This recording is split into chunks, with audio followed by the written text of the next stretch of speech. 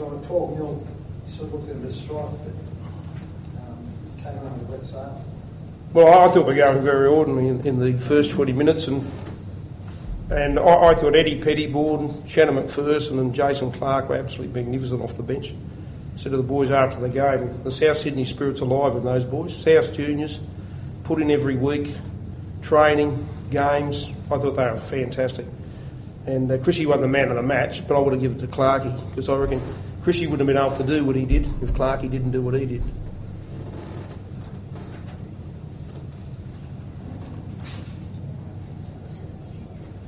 Just the increase in energy, is that what you were looking for? Yeah, that's exactly. They came on. They had the energy. And then when you got people like that alongside you, it sort of tends to that energy and it rubs off and it gives confidence. They were charging forward and they were ripping in defence. I mean, Clarkey's defence, he got in right from the start. He was drilling blokes and driving them backwards. And Eddie and Shannon they were tremendous, and that's what you're looking for if you bench, and they just did a magnificent job for us.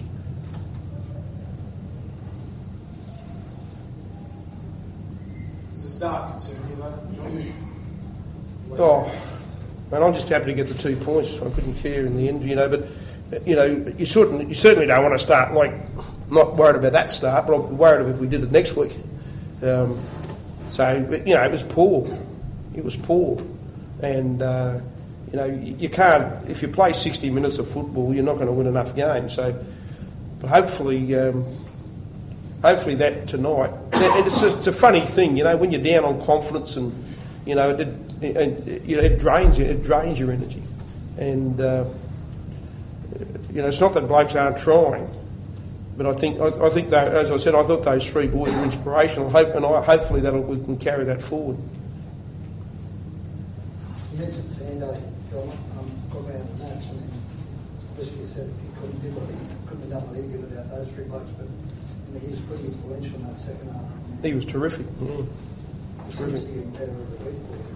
Yeah, well, hopefully he keeps going. I've always said that I think Chrissy's an elite rugby league talent, and for us, we need everybody else to do all that hard stuff, and then guys like Chrissy get the chance to shine, and when he gets the chance to shine, he's obviously got to play the football, and he did tonight. In the back of your mind, were you slightly concerned when you kicked the field goal? No, I thought it was a great play. I didn't think we're home, I might add, but I wasn't. It's not. We didn't lose those games because we kicked the field goal. We lost those games because we didn't play the game out. But in those games, Chrissy did exactly the right thing, kicking the field goal. Can you shed your light on what he might be doing, John? Obviously, Parramatta's have a lash a bit. No, I can't. You have to ask him. Rory Gather, you blokes want him to stay. If at all possible, Chris, that is. Yeah, we do, but that's all up to Chrissy. It says he's negotiating his future. How much of a blow would it be, though, if you left? We're probably not really thinking about it right now. Wait until he leaves. Yeah. Don't worry about it then. John, you've got a bit of flack for you. Used to be the town this year. I mean, when Am I? Well, someone's given it to you. I said, So, what one bloke said to me? He said, "I don't care what people say. I think you're doing a good job." I said to him, "What are people saying?" I couldn't care. I'll be perfectly honest. I couldn't care less.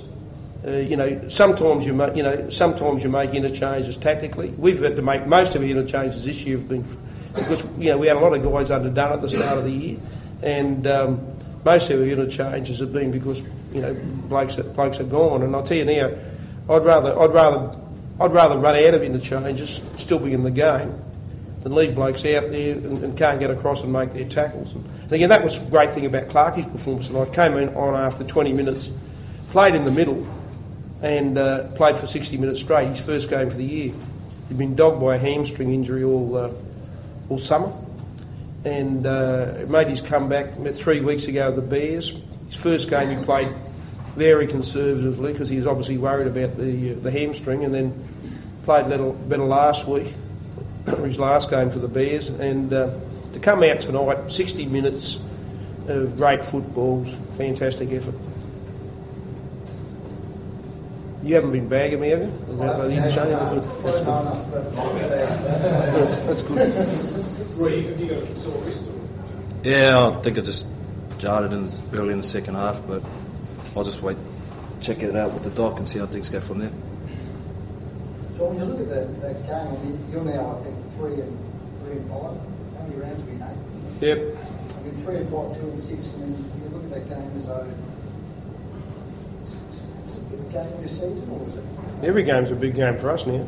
You know, that's the bottom line. It's a really big game. It's a big game if we continue on. But I'm not even worried about that. I just want to see us play the way we did. If we've got that energy and drive and enthusiasm, you'll be in every game you play. Any other injury concerns apart from No, I don't think so. Is that the lot? Thank you.